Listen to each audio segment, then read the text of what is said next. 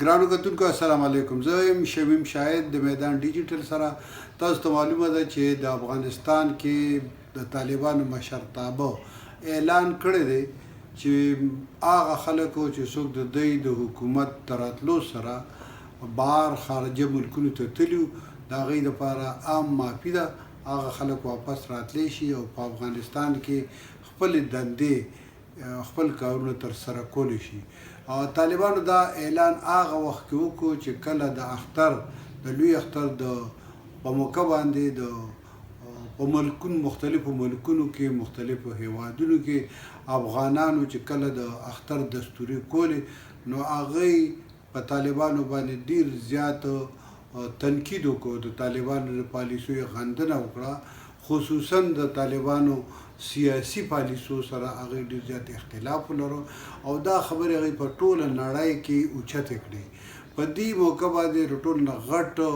بیان چې کوم نو هغه د رشید دوستم راغلی او رشید دوستم ویلي دي چې د هغه په سمت شمال کې د طالبانو خلاف ډېر زیات مزاحمت روان دی. هلته کې د طالبانو خلک ډېر زیات تنګ شوي دي، طالبانو هلته کې زور زیاتي شروع کړي دي او د هغې پر ضد باندې مزاحمت روان دی او په دغه مزاحمت کې رشید دوستم د خپلو اثر د لاندې چې کوم ولایتونه دي چې په هغې کې جرجان دی، په هغې کې فاریاب دی، په هغې کې بادغیس دی، سرپل دی او دغه شان نور د دې نه ګیر چاپېره کوم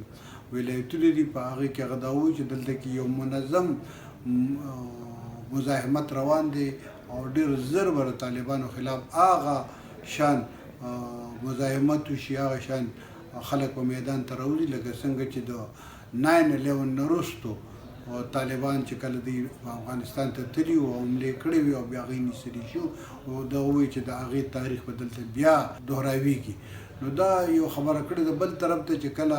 طالبانو دا اعلان وکړ نو په دې باندې ډېر زیات تنقید وشو او تنقید داسې وشو چې طالبانو ته دا ووایي چې ستاسو په خبرو باندې موږ اعتماد نه کوو ځکه چې تاسو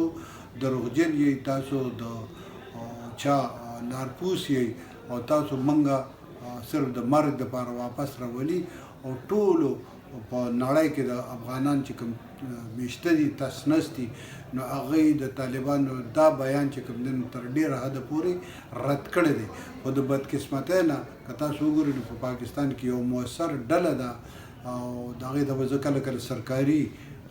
ترجمانان یا سرکاري استازي ورته وایم، هغوی داسې د دې طالبانو چې کوم بیان ورکړی د دې ډېر زیات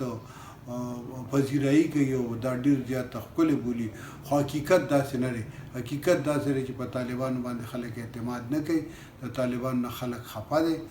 طالبانو له پکار دا دی چې خپلو پالیسو کې چې هغوی پوره بدلون راولي، چې تر څو پورې هغوی بدلون نه راوستی نو هغوی نشي کولی چې دغه ځای ته خلک واپس لاړ شي. اوس وخت دی دې سطح کې چې کوم په نړیواله سطح باندې کوم بدلونونه راځي، کوم تبدیلی راځي نو هغه ډېر زیات خطرناکې دي. پکار دا دی چې طالبان په دې باندې خپل د بیانونه چې کوم دي نو دا په عملي توګه که دوی خامخا دا غواړي نو دوی له پکار دا دي چې د افغانستان زاړه خلک چې کوم دی ټیک ته هغه د اقتدار نه لرې شوي دي خو چې هغه خلک په اعتماد کې واخلي او د هغوی سره په ګډه باندې داسې یو بیان جاري کړي چې هغوی ته دا یقیني چې او په افغانستان کې ازادي شته. په افغانستان کې ازادي تاسو کتلې ده چې کوم خلک پاتې دی، موږ نومونه نه اخلو، په هغې کې ډېر غټ مشران دي خو هغوی باندې ډېر زیات قطغنونه دي. او که بهر ځي نو هغوی هم په ضمانت کې ځان سره څو کسان کښېنوي، هغوی باندې د